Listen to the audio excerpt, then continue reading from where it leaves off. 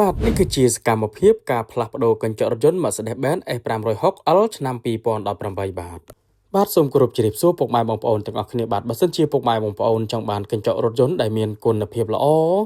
និងជាងដែលមានជំនាញច្បាស់លាស់ផ្នែកកញ្ចក់រថយន្តដែលគាត់មានជំនាញនិងបទពិសោធន៍ជាឆ្នាំខាងផ្លាស់ប្ដូរ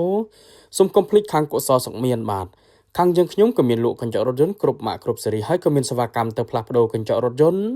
ជូនពុកម៉ែបងប្អូនដល់ទីតាំងផងដែរបាទ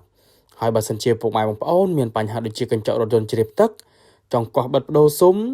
ឬក៏មានចម្ងល់អ្វីផ្សេងទៀតដែលតាក់ទងជាមួយនឹងកញ្ចក់រថយន្តពុកម៉ែបងប្អូនអាចឆាតចូល page សួរព័ត៌មានផ្ទាល់ក៏បានឬក៏ពុកម៉ែបងប្អូនអាច call តាមរយៈលេខទូរស័ព្ទដែលខ្ញុំដាក់នៅលើ banner ផ្ទាល់នឹងក៏បានខ្ញុំម្ចាស់ហាងដែលមានជំនាញនិងបទពិសោធន៍យូរឆ្នាំខាងកញ្ចក់រថយន្តខ្ញុំនឹងជម្រាបជូនពុកម៉ែបងប្អូនច្បាស់តែម្ដងបាទហើយបើសិនជាពុកម៉ែបងប្អូនមានបញ្ហាដូចជាកញ្ចក់រថយន្តបែកព្រៃស្រាំចង់អ៊ុត